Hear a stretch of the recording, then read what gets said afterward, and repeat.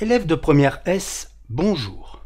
Dans cette leçon, nous allons apprendre à nommer des aldéhydes, des cétones et des acides carboxyliques. Une molécule carbonylée est une molécule qui possède le groupe carbonyle. Voilà le groupe carbonyle. Nous avons un carbone doublement lié à un atome d'oxygène et deux possibilités d'accrochage. Toutes les liaisons sont dans le même plan, le plan P en rose, et tous les angles sont proches de 120 degrés. L'atome d'oxygène porte deux doublets non liants que nous ne représenterons plus par souci de simplification. Voici trois groupes carbonyles.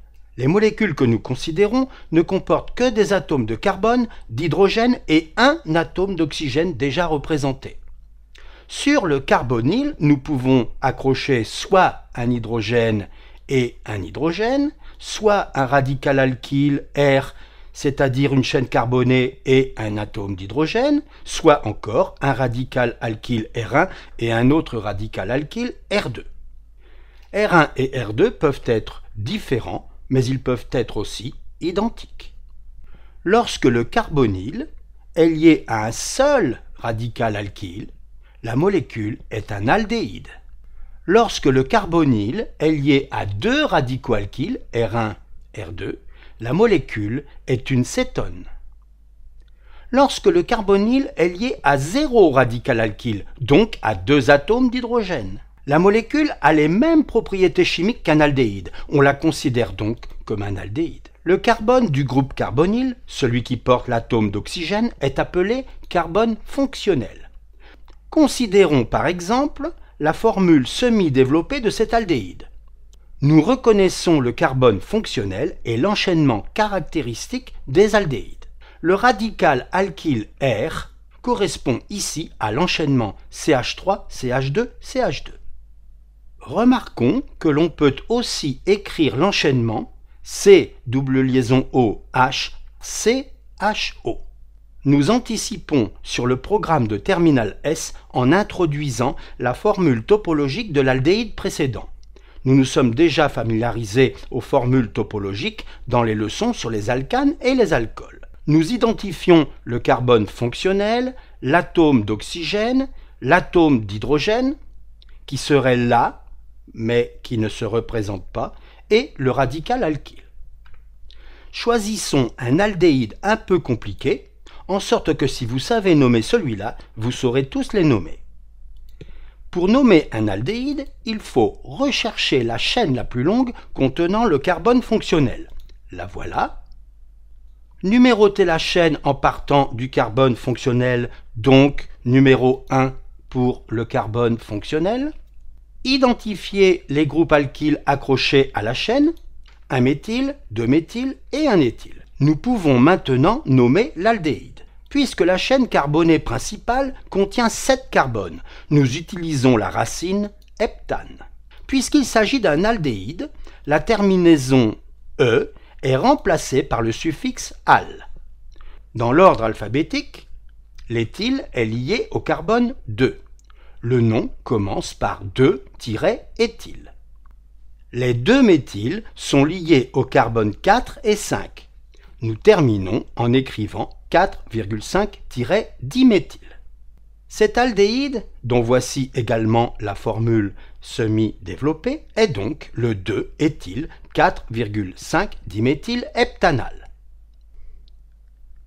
L'aldéhyde que nous avons pris en exemple au début de la leçon possède une chaîne carbonée linéaire de 4 carbones.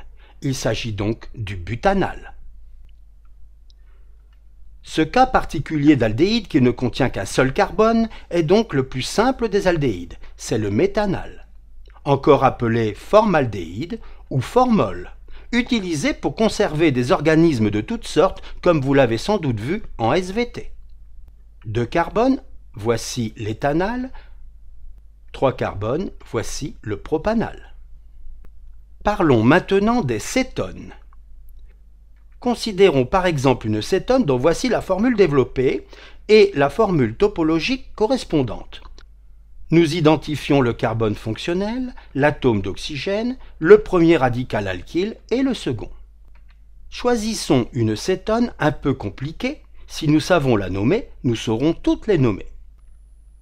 Pour nommer une cétone, il faut rechercher la chaîne la plus longue contenant le carbone fonctionnel.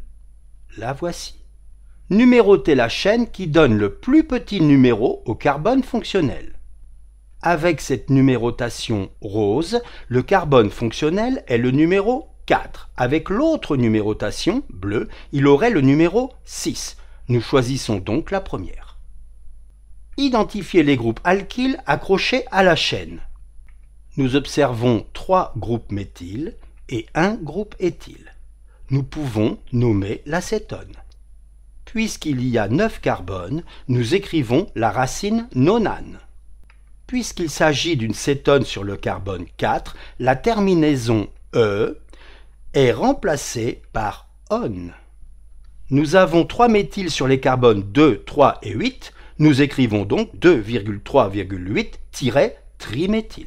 Et un éthyle sur le carbone 5, nous écrivons donc 5-éthyle. Cette cétone, dont voici la formule semi-développée, est donc la 5-éthyle 2,3,8-triméthylnonane-4-one. Nous ne pouvons pas construire de cétone à un carbone.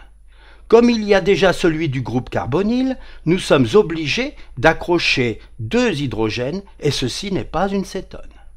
Nous ne pouvons pas construire non plus de cétone à 2 carbones, car une fois accroché le premier carbone, le compte y est déjà, et nous sommes obligés d'accrocher un atome d'hydrogène de l'autre côté. Ceci n'est pas une cétone.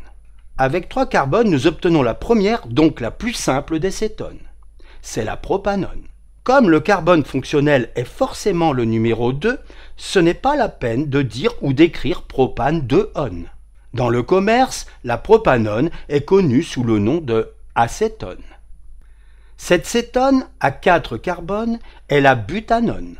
Là non plus, il n'est pas utile de préciser butane 2-on, car il ne peut pas en être autrement. En effet, si l'oxygène est lié au carbone 3, comme ici, en numérotant dans l'autre sens, le carbone fonctionnel est toujours le carbone 2. Si vous n'êtes pas convaincu qu'il s'agit de la même molécule, nous pouvons toujours la faire tourner autour d'un axe vertical, puis horizontal. C'est bien la même. Voici le groupe carboxyle. Ou encore, en détaillant la liaison OH, voilà. Le groupe carboxyle peut être lié à un atome d'hydrogène ou à un radical alkyle. Et dans les deux cas, nous avons une molécule d'acide carboxylique. Le carbone du groupe carboxyle est appelé carbone fonctionnel. Toutes ces molécules ont des propriétés acides, d'où leur nom, dû à la fragilité de la liaison OH et à la capture possible par une autre entité chimique d'un proton H+, notion qui sera développée en terminale S. Donnons un nom à cette molécule d'acide carboxylique. Pour nommer un acide carboxylique, il faut rechercher la chaîne la plus longue contenant le carbone fonctionnel, que voici, la voilà. Numéroter la chaîne en partant du carbone fonctionnel. Le carbone fonctionnel est le numéro 1 et il y a 6 atomes de carbone. Identifier les groupes alkyles accrochés à la chaîne. Nous observons 2 groupes méthyl. Le nom d'un acide carboxylique commence toujours par acide et se termine toujours par le suffixe oïque. Comme la chaîne carbonée possède 6 carbones, la racine utilisée sera hexane. Comme il s'agit d'un acide carboxylique, la terminaison E est remplacée par oïque. Les 2 méthyls sont liés au carbone 2 et 5, nous écrivons donc 2,5-diméthyl. Et acide en début de nom. Cette molécule, dont voici la formule semi-développée, est donc l'acide 2,5-diméthylhexanoïque.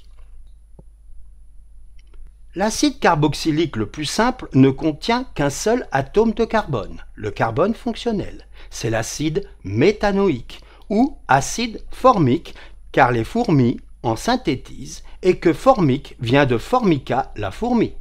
Avec 2 carbones, nous avons l'acide éthanoïque ou acide acétique, présent dans le vinaigre aceto en italien. Terminons par un exercice et essayons de nommer les molécules suivantes. Nous voyons tout de suite qu'il s'agit ici d'une cétone.